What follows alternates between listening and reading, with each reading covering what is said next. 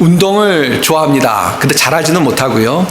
요즘은 특별히 보는 걸 좋아하는데 그중에 야구를 좋아합니다. 사실 그래서 어쩔 때는 특별히 뭐 미국에서 하는 야구 경기도 좋아합니다만 한국에 있는 팀들의 경기의 결과를 궁금해서 보곤 합니다. 근데 뭐 굳이 갖다 붙이자면 저도 제 연고지가 거기고 해서요. 한국의 한 팀을 좋아하는데 그 팀이 올해는 굉장히 잘하는데 작년까지 엄청 못했습니다. 그래가지고 항상 만년 꼴찌를 하다시피 했는데요. 근데 한 번은 경기에 꼴찌하는 팀인데 팬들이 많이 있어요. 근데 한 번은 경기에 어떤 팬이 스케치북에다가 응원하는 문구를 적어서 이렇게 딱 들고 응원을 하는데 그게 카메라 중계에 잡혔습니다. 거기 뭐라고 써 있었냐면 포기하지 마. 우리도 너네 포기 안 했잖아. 라고 써 있었습니다. 항상 꼴찌를 하는데 포기하지 말라고 우리도 포기하지 않았는데 포기하지 말라고 응원하는 그런 문구를 보게 됐습니다. 저도 그걸 보면서 처음에 굉장히 느낌이 좋더라고요. 근데 아니나 다를까 이야기가 돼서 많이 이렇게 이야기들을 합니다. 그런지 그 응원의 덕분인지 올해는 아주 잘하고 있습니다. 사실 그렇게 어떤 자기가 좋아하는 팀이 암만 좋아한다 하더라도 너무 못하면 실망스럽고 그래서 포기하기 쉬운 것이 사실입니다. 그 공놀이가 뭔데 좀 못하면은 좀 이렇게 팀을 바꿀 수도 있고 그런 것이죠. 그런데 참 그 팀을 극성스럽게 1, 2년도 아니고 이렇게 한 10년 이렇게 꼴찌를 하는데도 밑에 하위권인데도 응원하는 걸 보면 참 대단하다. 그 열심 하나는 정말 칭찬할 만하다. 존경스럽다. 그런 마음이 듭니다. 우리가 그래서 한국의 어떤 분이 자기 응원하는 야구팀을 옮겼다고 합니다. 전에는 어느 팀이었는데 올해부터 지금 말씀드린 그 팀으로 옮겼다고 이야기를 하면서 왜 옮기셨어요? 그러니까 팬들이 그렇게 꼴찌하는데도 계속 포기하지 않는 거 보고 너무 감동해서 그 팬들과 함께 하고 싶어서 팀을 옮겼다라는 이야기를 하더라고요. 참 아마 그분도 이렇게 포기하지 않고 응원하고 격려하는 부분에 감동을 받지 않았을까 싶습니다. 오늘은 하나님이 어떠신 분인가 우리가 하나님께 말씀을 나누고자 합니다. 근데 하나님께서 참 좋으신 분이죠. 근데 얼마나 좋으신 분인지 우리를 결코 포기하지 않는 하나님. 그게 우리 하나님이시라는 이야기를 우리 성경 말씀을 통해서 오늘 나누고 그렇게 우리를 포기하지 않고 우리의 손을 놓지 않고 우리를 사랑하셔서 열심을 가지고 우리를 인도하시는 하나님. 그 하나님이 얼마나 좋으신 분인지 말씀을 통해서 함께 묵상하려고 합니다. 하나님의 위로와 또 하나님이 얼마나 열심을 가지고 오늘도 우리를 인도하시는지 다시 한번 깨닫고 정말 힘을 얻는 우리 성도님들이 다 되시길 바랍니다. 그래서 항상 말씀드리면 결론을 내리고 이제 본문 말씀을 나누려고 하는데요. 오늘 본문의 말씀 보시면 지난주에 이미 요나서 1장을 했기 때문에 제가 상세히 말씀을 나눌 필요는 없을 것 같습니다. 한마디로 요나가 도망갔다라고 말씀을 드렸습니다. 왜 도망갔나? 하나님께서 요나에게 명령을 주셨는데요. 니느웨로 가서 하나님의 말씀을 증거하라는 명령을 주셨는데 요나가 그 명령에 불순종해서 오히려 이 반대 방향으로 더 멀리 가까이 가면 안 되니까 더 멀리 가야 되겠다고 생각을 해서 도망가기 위해서 다시스로 가기 위해서 욥바라는 항구에서 이제 배를 타고 가게 된 이야기를 말씀드렸습니다. 자, 근데 지금 요나를 다시 한번 그 심정을 우리가 좀 이해하는 게 좋을 것 같습니다. 그래야 나중에 천국 가서 만나도 너무 일방적으로 뭐라고 했다고 하지 않기 위해서요. 저는 요나의 심정이 이해가 됩니다. 제가 정말 미워하는 사람들이 있어요. 뭐 예를 들면 저는 히틀러 같은 사람을 정말 미워합니다. 정말 그런 사람이 어떻게 이 역사에 있었을까 생각만 해도 치가 떨리는데요. 근데 그 사람에게 가서 복음을 증거하라고 하면 참 이거 물론 가서 증거해야 되겠다는 생각은 알고 그런데 그런 마음이 저도 들 것 같아요. 가서 이 사람이 혹시 회개하고 눈물 펑펑 흘리면은 이거 참 사람들이 나를 얼마나 비난할까. 그러면 정말 좋은 일이죠. 사실은 하나님 편에서 보면 좋은 일입니다만 인간적인 편에서 보면 그 사람 때문에 희생 당하고 죽은 그런 가족들이 본다면 아마 참 이게 보통 어려운 난제가 아닐까 하는 생각을 갖습니다. 그러니까 요나가 그런 입장이었던 것이죠. 지난번에 이 설교에 말씀드린 것처럼 왜 하나님 나에게 이런 일을, 왜 나에게 이런 너무나 무거운 짐을 허락하십니까? 라고 말하면서 반대 방향으로 이제 도망가지 않았을까라고 생각을 합니다. 자, 근데 하나님께서 이제 요나가 불순종하고 도망갔어요. 이건 결코 좋은 일이 아니죠. 이건 결코 잘한 일이 아닙니다. 하나님 명령에 불순종하는 것은 정말 해서는 안 되는 일입니다. 그런데 하나님께서 그러면 이 불순종했어? 그래, 잘 가. 너는 이제, 그럼 하나님은 딴 사람 통해서 일하실 수도 있을 거예요. 근데 오늘 말씀에 보면 그렇지 않습니다. 오늘 그 4절 말씀까지 읽었는데요. 4절 말씀 처음에 어떻게 시작됩니까? 하나님께서 큰 바람을 바다 위에 내리시매 라고 이야기하고 있습니다. 하나님께서 도망가는 요나를 추적해서 요나에게 오셨다는 것입니다. 하나님께서 요나를 그냥 놔두시지 않고 하나님께서 불순종해서 도망가는 요나를 따라가셔서 그래서 요나에게 이제 개입하시고 요나의 삶에 개입하시고 요나에게 직접적으로 역사하시는 모습을 우리가 성경에서 볼 수가 있다는 것입니다. 그렇습니다. 우리가 신앙생활 하는데요, 내 멋대로 살려고 하고 정말 하나님을 믿다가 삐끗했어요. 하나님 왜 나한테 이러십니까? 그러고 삐끗했어요.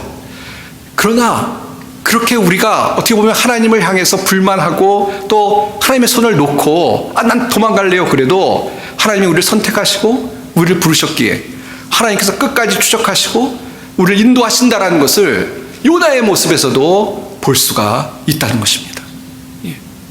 이따 또 말씀 보겠습니다. 17절도 어떻게 시작합니까? 여호와께서 이미 큰 물고기를 예비하사. 앞에는 뭐를 예비하셨죠? 큰 바람을 예비하셨어요. 그래가지고 요나를 꼼짝 못하게 하셨고요. 또 17절에 보니까 물고기를 예비하셔서 큰 바람을 통해서 요나에게 시련을 주시고 어떻게 보면 징계를 하셨어요.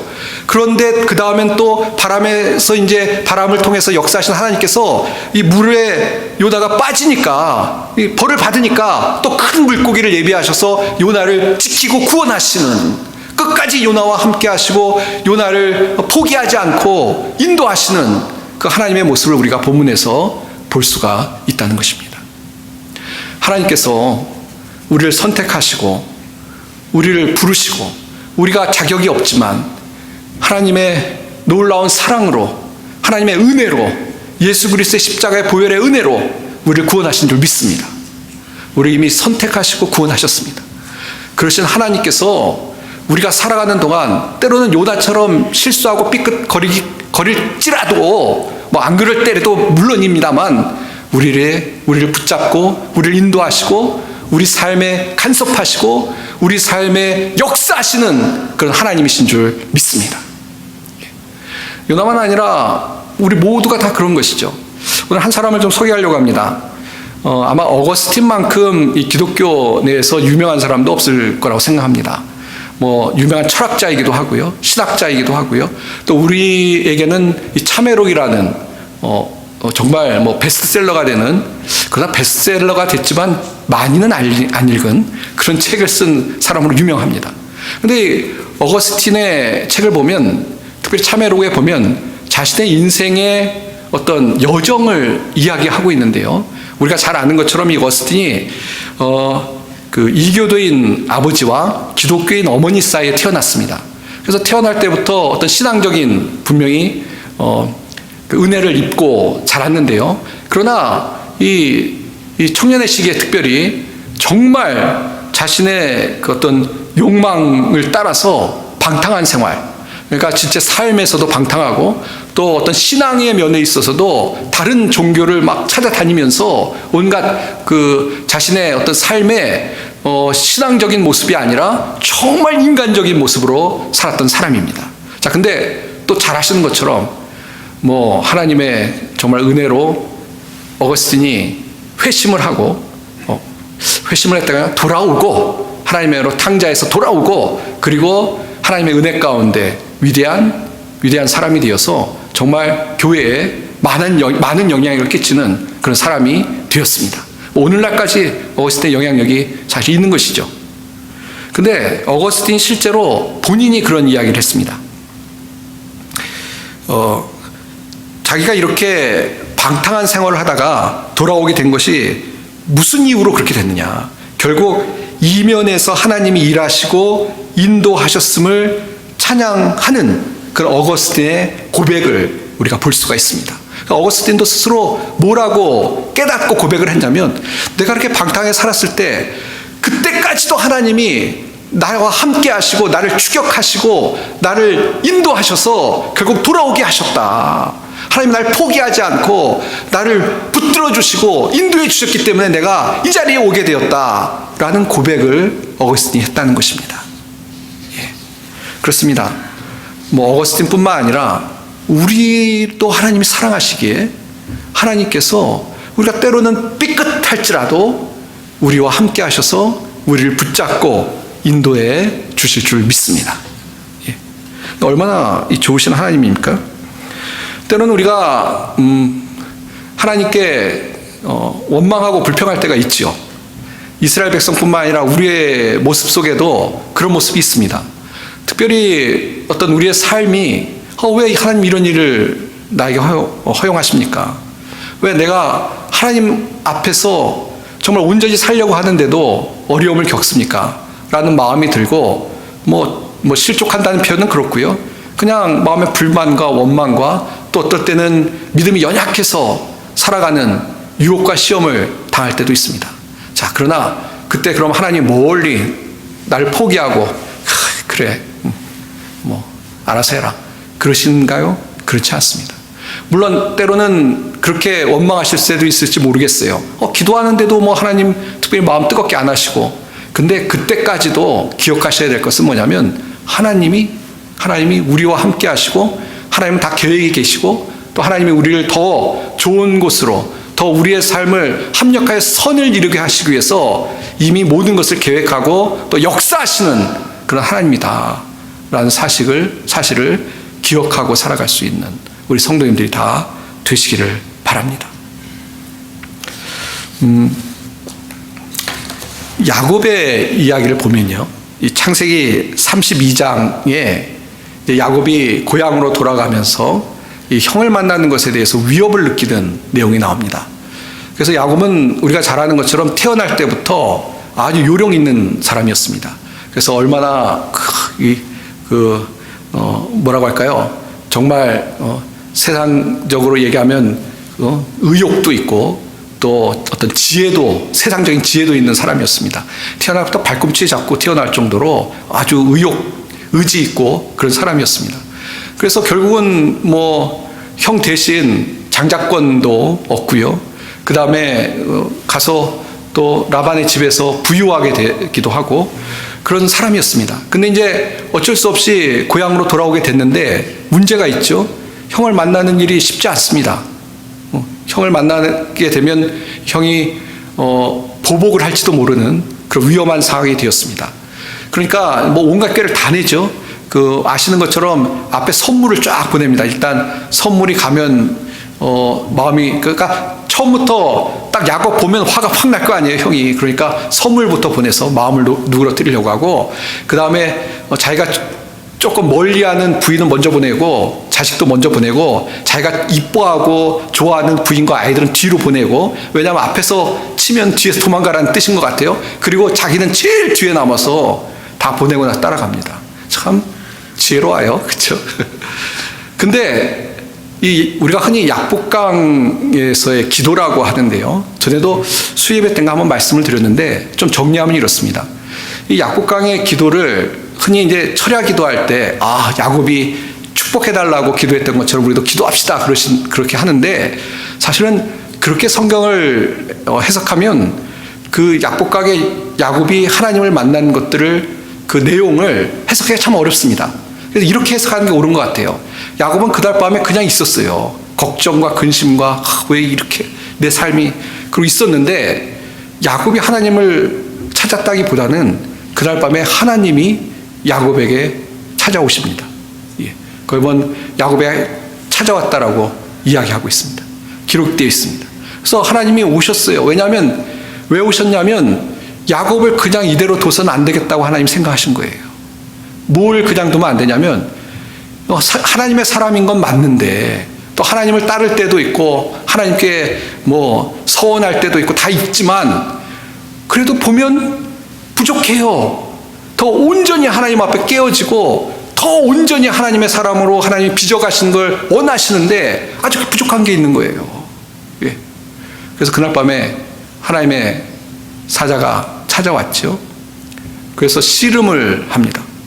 씨름을 하는데 거기 성경 기록을 보시면요, 하나님이 야곱을 이기지 못하고 있어요. 그게 말이 됩니까? 하나님이 야곱을 왜 못 이기겠어요? 하나님이 못 이길 사람이 있습니까? 그러니까 하나님이 못 이겼다라는 것이 하나님의 능력이 없어서 못 이겼다는 게 아니고 야곱이 고집을 부린 거예요. 아직도 내려놓고 포기하고 하나님 앞에 항복을 해야 되는데 못하니까 무조건 하나님이 로봇처럼 하실 수는 없으니까 꺾어라 하는데 안 꺾는 거예요. 그래서 하나님 못 이기시는 거죠. 그런 의미에서 못 이기신 거죠. 그래서 결국은 어떻게 합니까? 하나님이 환도뼈를 치시죠. 예. 바뀐 성경에는 환도뼈라고 안 하던데 허벅지 관절, 예, 허벅지 관절을 치시죠. 그래가지고 결국은 야곱이 항복을 하였더라라고 얘기합니다. 그러니까 이런 거예요. 하나님이 찾아오셨는데 뭐 예를 들어서 야곱이 복을 주세요 그런데 하나님이 안 주겠다 그런 상황이 아니었죠. 그런 상황이 아니라 하나님은 찾아오셔서 야곱을 항복시키려고 하시는데 야곱은 항복을 하지 않은 것입니다. 그러면서 나중에 그 본문 보시면 야곱이 결국은 못 가게 합니다. 나를 축복하시니 갈 수 없습니다. 그때 이제 깨달은 것이죠. 하나님 앞에 항복하고 하나님을 의지해야지만 복 받는 것을 깨닫고 하나님 복을 주십시오 라고 야곱이 기도했던 것으로 성경을 볼 수가 있습니다. 그래서 결국 하나님께서 야곱의 이름을 바꾸시죠. 이스라엘로. 하나님과 더불어 이겼다. 무슨 야곱이 하나님과 더불어 싸워 이겼겠습니까? 하나님 뭐 지실 분이 아니잖아요. 그게 아니고 오히려 야곱이 하나님 앞에 항복한 것으로 이겼다라고 하나님 이름을 바꿔 주신 것입니다. 그러니까 우리의 신앙이라는 게 뭐죠? 하나님께 항복하는 것입니다. 그래야 어떻게 보면 하나님께 항복해야지만 우리가 진짜 승리를 하는 것이고 하나님을 의지해야지만 우리가 하나님의 복을 받는 것이고 우리의 노력을 내려놓고 하나님이 아니면 안 됩니다라고 그렇게 완전히 겸손한 모습으로 주님 앞에 설 때 하나님의 복을 받을 수가 있는 것입니다. 자, 그러나 오늘은 그 이야기를 들려는 것이 아니고요. 뭐냐? 누가 먼저 했냐면 하나님이 먼저 야곱을 찾아오셨다는 겁니다. 야곱을 그냥 버리거나 포기하거나 아니면 뭐 야곱의 모습대로 살아가도록 두신 것이 아니라 하나님이 먼저 오셔서 야곱을 이스라엘로 바꿔 주셨다는 것입니다. 이것이 하나님의 사랑이고 이것이 하나님의 열심인 줄 믿습니다. 우리가 신앙생활을 하는데요, 내가 하는 것 같다고 생각하시면 안 됩니다. 제가 어저께 사실은 어떤 미국 목사님의 그 설교를 이렇게 듣는데요, 그 목사님이 겸손에 관해서 설교를 하시는데 그렇게 말씀하시더라고요. 겸손한다라는 것은 사람들 앞에 나는 못해요, 나는 부족해요 그렇게 얘기하는 것이 아니고 겸손하다는 것은 나는 하나님을 의지해요. 하나님을 의지해요. 나는 하나님 아니면 안 됩니다 라고 이야기하는 사람이 겸손한 사람이다 라고 얘기하시는데 뭐 어떤 이야기인지 이해가 가실 겁니다. 우리가 하나님 앞에 정말 겸손한 모습, 그렇게 살아가도록 하나님께서 만드시기 위해서 때로는 어려움도 주시고 징계도 하시면서 우리를 다듬어 가시는 것입니다. 그러니까 하나님 그냥 두시지 않는 것이죠. 그런 하나님의 열심이 있기 때문에 우리의 모습이 조금씩 변화되는 것이고, 그런 하나님의 열심과 간섭이 있기 때문에 때로는 어려운 일을 만나도, 힘든 일을 만나도 하나님의 은혜 가운데 그것을 감당하고 살아갈 수 있는 줄 믿습니다. 예. 그러니까 교만한 사람은 어떤 사람이냐면요, 내가 다 할 수 있어. 그 교만한 사람입니다. 신앙생활 하면서도 내가 이래가지고 말이야, 그래도 신앙생활 이렇게 해왔고, 내가 이래서 말이야, 직분도 없고, 내가 이래서 말이야, 그러면 안 돼요. 그게 아니고 하나님께서 하셨습니다. 하나님은 내가 부족하고 게으르고 나태한데도 오늘까지 하나님이 나를 붙잡아 주셨고 인도해 주셨습니다 라는 것이 진짜 하나님 앞에 겸손한 사람의 모습인 줄 믿습니다. 또 그게 사실이고요. 오늘까지 우리의 삶을 한번 돌아보십시오. 하나님의 은혜가 있었기 때문에 살아온 거 아니겠습니까? 하나님의 은혜를 베풀어 주셨기 때문에. 때로는 내가 요나처럼 불순종하고 막 나가려고 했을 때도 하나님 찾아오셔서 깨닫게 하시고, 또 때로는 풍랑을 만난 요나처럼 어려움을 당해서 정신 바짝 나서 다시 하나님 앞에 나와서 기도하게 하셨기 때문에 오늘까지 우리가 이렇게 온 거 아니겠습니까? 이런 우리의 신앙의 여정을 평생 주님 오실 때까지 인도해 주실 줄 믿습니다. 그래서 우리가 두 가지 생각할 수 있는데요. 하나는 우리가 어떤 요나처럼 잘못했을 때 하나님께서 징계하셔서라도 우리를 인도하신다. 그러니까 잘못해도 사실은 하나님께서 또 인도하실 것이기 때문에 너무 염려하지 마십시오. 어떡하지? 하나님께서 인도하실 겁니다. 근데 두 번째가 중요한데요. 우리 살아가는 성도님들 중에 요나처럼 지금 불순종한 성도님은 없으니까 이 두 번째가 중요한데, 그렇게 잘못해도 인도하시는 그런 하나님의 열심이 계신데요. 하나님 그렇게 열심을 가지고 우리를 인도하시는 분인데, 하물며 우리 사랑하는 하나님의 자녀들을 하나님께서 인도하시지 않겠습니까? 믿고 나아가십시오. 하나님이 우리와 함께 하십니다. 하나님 우리의 삶에 간섭하시고요, 우리 삶에 역사하십니다. 그런 믿음으로 담대히 살아갈 수 있는 우리 성도님들이 다 되시길 바랍니다. 저는 성경 다 좋아합니다만 시편 121편을 좋아하는데요. 그중 3절 4절 보시면, 여호와께서 너를 실족하지 아니하게 하시며 너를 지키는 이가 졸지 아니하시리로다. 이스라엘을 지키신 이는 졸지도 아니하시고 주무시지도 아니하시리로다. 우리 하나님의 열심은요, 꺼져가지 않습니다. 꺼지지 않습니다. 하나님이 졸지도 주무시지도 않고 우리를 눈동자처럼 지켜보시고 우리를 인도하시는 줄 믿습니다. 세상의 아버지는 애들 키우다가요, 깜빡 졸 때도 있습니다. 밤새 갓난아기 안고 있다가 졸리면 애기 뚝 떨어뜨리기도 하죠. 우리 하나님은 놓지 않으십니다. 하나님께서 졸지도 주무시지도 않고 우리의 삶을 인도하실 것이기 때문에 우리가 두려움 없이 나아갈 수 있는 줄 믿습니다.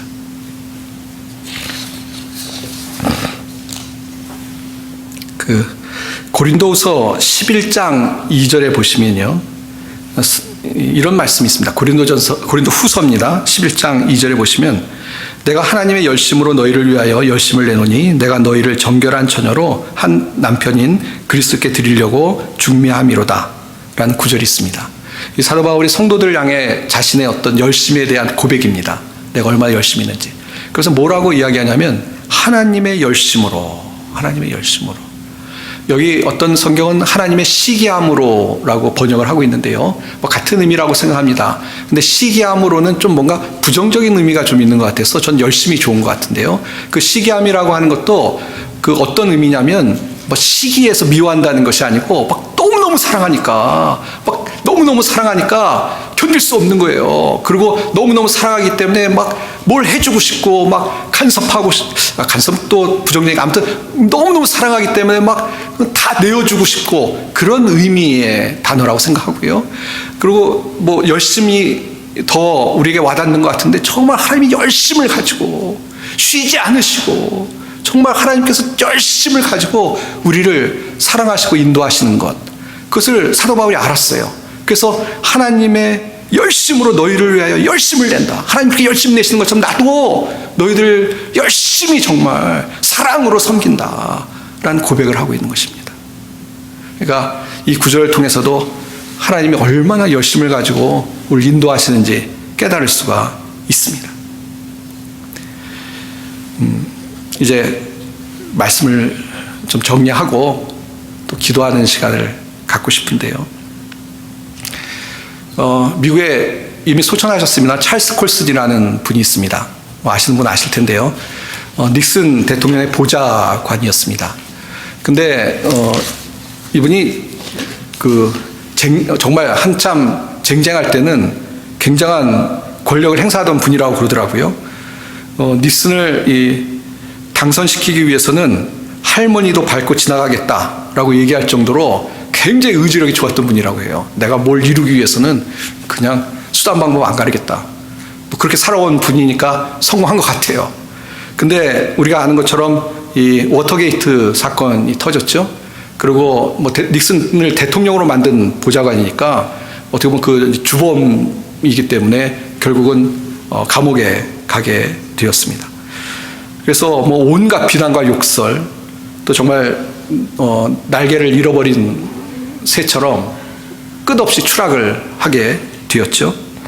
근데 평소에 그 주변에 기도하던 크리스천들이 있는데 찰스 콜슨이 감옥에 가고 나서 이제 기도하고 또 전도하고 또 여러 가지 신앙 서적과 성경을 이렇게 전달했다고 합니다. 그래서 뭐 감옥에서 특별히 할 일이 없잖아요. 그러니까 말씀 보면서 또 어떤 전도를 받다가 예수 그리스도를 영접하게 됐습니다. 무릎을 꿇고 항복을 예수님께 했습니다. 그 인생의 정말 밑바닥에서 가장 낙심되고, 그리고 어떻게 보면 하나님을 배반하고 자기 멋대로 살다가 결국 하나님을 만나게 된 것입니다.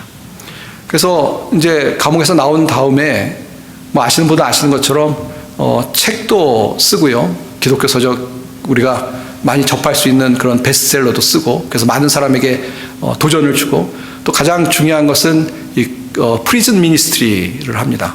감옥에 있는 죄수들에게 복음을 증거하는 그런 사역을 해서 정말 많은 사람들에게 복음을 증거하는 일을 감당합니다.